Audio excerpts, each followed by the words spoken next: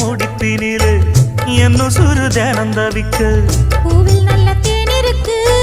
பொன் வண்டு பார்த்திருக்கு இன்னும் என்ன தாமதமோ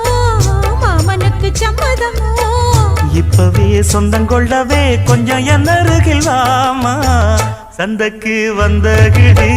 சாட சொல்லி பேசுதடி சந்தைக்கு வந்த மச்சான் சாட சொல்லி பேசுவதே முத்தம்மா முத்தம்மா பக்கம் வர வெக்கமா